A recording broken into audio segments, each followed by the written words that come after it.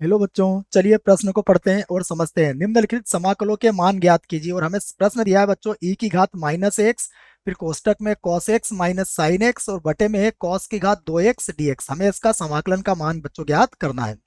प्रश्न को हल करने से पहले प्रश्न के लिए बच्चों हम मुख्य अवधारणा लिख लेते हैं। तो प्रश्न की मुख्य अवधारणा देखिए क्या होगी। इसमें बच्चों हम समाकलन का एक सूत्र लिखेंगे जिसकी सहायता से हम इस प्रश्न को हल करेंगे। तो मुख्य अवधारणा देखिए क्या होना चाहिए इस प्रश्न के लिए। हमारे पास बच्चों एक मानक समाकलन का सूत्र होता है जो इस प्रकार होता है। देखिए हम जानते हैं ई की घात एक्स कोष्टक में F x plus F dash x और डी एक्स। बच्चों इसका जो समाकलन होता है वह होता है ई की घात एक्स एफ एक्स और प्लस होता है सी। ठीक है बच्चों, ये हमारा मानक समाकलन का एक सूत्र है जिसका प्रयोग हम इस प्रश्न में करेंगे। उसके बाद देखो बच्चों, त्रिकोणमिति के कुछ सूत्र हैं जिनका प्रयोग भी हम यहाँ पर करेंगे। तो देखो हमें पता होना चाहिए बच्चों कि साइन माइनस थीटा जो होता है यह बराबर होता है माइनस के साइन थीटा के, और उसके बाद कॉस माइनस थीटा बराबर होता है बच्चों प्लस के कॉस थीटा के। ठीक है बच्चों, ये दो सूत्र हैं जिनका प्रयोग भी हम इस प्रश्न में करेंगे। आइए बच्चों, जो प्रश्न है उसको हम आई के बराबर मान लेते हैं। ठीक है बच्चों, तो देखो माना हमारा जो प्रश्न है वह आई के बराबर है।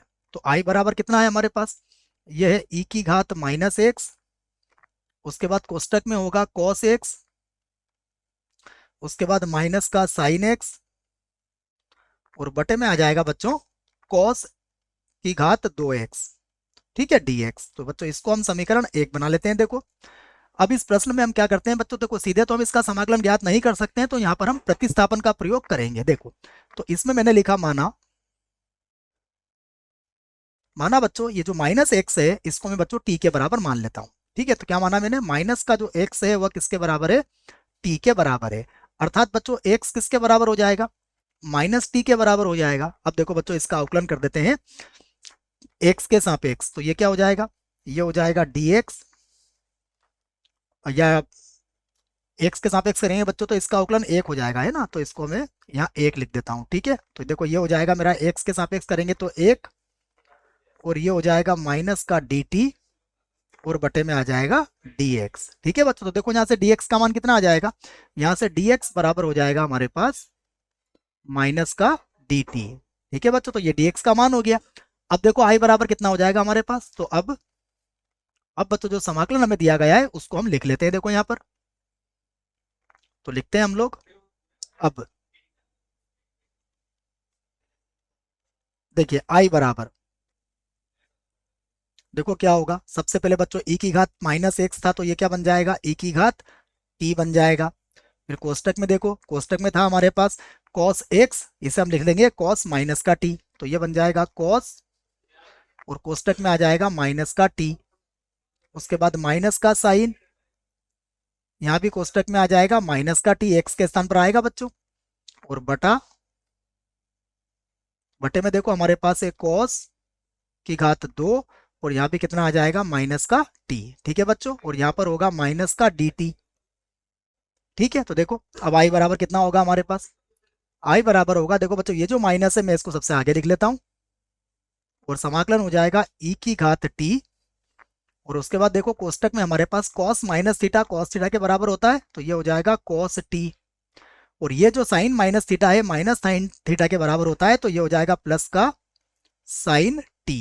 ठीक है, और देखो बटे में क्या आ जाएगा, बटे में होगा हमारे पास cos की घात 2t, ये भी बच्चों प्लस का हो जाएगा, और यहाँ पर बचा है हमारे पास dt।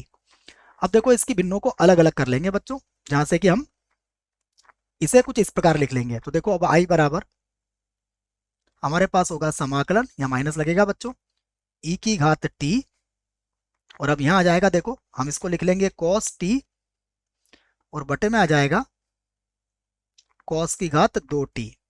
उसके बाद प्लस यहाँ पर होगा साइन t, और बटे में आ जाएगा cos की घात 2t। ठीक है, और यहाँ हो गया dt। चलिए बच्चों इसको और आगे हल करते हैं। तो देखो i बराबर होगा माइनस समाकलन होगा e की घात t, और देखिए cos से cos कट जाएगा तो यहाँ कितना बचेगा, यहाँ पर होगा सेक टी। ठीक है बच्चों, और देखो यहाँ पर साइन बटा कॉस कितना होता है 10, तो यहाँ पर हम लिख देंगे 10t, और एक कॉस और बचेगा तो ये हो जाएगा सेक टी। ठीक है, और यहाँ पर कितना है dt। ठीक है, अब देखो बच्चों यहाँ पर हमें पता है कि सेक टी का जब हम अवकलन करेंगे तो हमें मिल जाएगा सेक टी और 10t, तो हम इसको मान सकते हैं अब एफ ऑफ टी। ठीक है, तो इसी को मान लेते हैं, माना एफ ऑफ टी किसके बराबर है, सेक टी के बराबर है बच्चों। अब देखो हम इसका टी के सापेक्ष अगर अवकलन करेंगे तो यहाँ पर मिलेगा हमें एफ डेस ऑफ टी। ठीक है, और सेक टी का जब अवकलन करेंगे तो क्या मिलेगा, ये होगा सेक टी और गुणा में आ जाएगा 10t। ठीक है बच्चों, तो यही मान रख लेते हैं हम। तो अब अतः अब देखो आई बराबर कितना हो जाएगा, आई बराबर होगा माइनस, उसके बाद समाकलन, ये होगा e की घात t, और देखो कोष्टक में अब क्या बच जाएगा हमारे पास, यहाँ होगा एफ टी और प्लस बन जाएगा ये एफ डेस ऑफ टी। ठीक है, और यहाँ आ गया हमारे पास डी टी। ठीक है बच्चों, अब देखो इसका समाकलन हम लोग जानते हैं, तो इसका समाकलन होता है आई बराबर माइनस, तो वैसे रहेगा बच्चों। देखो इसका समाकलन क्या हो जाएगा, इसका समाकलन होता है ई की घात टी और एफ ऑफ टी, और प्लस कितना हो जाएगा, सी हो जाएगा बच्चों। अब यहाँ पर क्या करते हैं, देखो एफ ऑफ टी का जो मान था वो मान हम लिख लेते हैं, तो आई बराबर माइनस ई की घात टी, और एफ ऑफ टी किसको माना था हमने, एफ ऑफ टी माना था हमने सेक टी को, और प्लस कितना हो गया बच्चों, सी हो गया। अब देखो यहाँ पर हम टी का मान रख सकते हैं, तो अब हम यहाँ पर टी का मान रख लेते हैं, तो आई बराबर ये होगा माइनस, देखो टी का मान किसके बराबर था बच्चों, टी जो था वह बराबर था माइनस एक्स के बच्चों, तो ये हो जाएगा हमारे पास ई की घात माइनस एक्स, और ये हो जाएगा सेक, और टी की जगह पर कितना आ जाएगा माइनस एक्स और प्लस सी, और सेक माइनस थीटा क्या होता है बच्चों, यह सेक थीटा के ही बराबर होता है। तो अब हमारे पास आई बराबर हो जाएगा माइनस ई की घात माइनस एक्स, और ये हो जाएगा सेक एक्स बच्चों, और प्लस कितना हो जाएगा सी। तो यही हमारे प्रश्न का उत्तर होगा बच्चों। आशा करता हूं आपको इस प्रश्न का उत्तर समझ में आया होगा। धन्यवाद।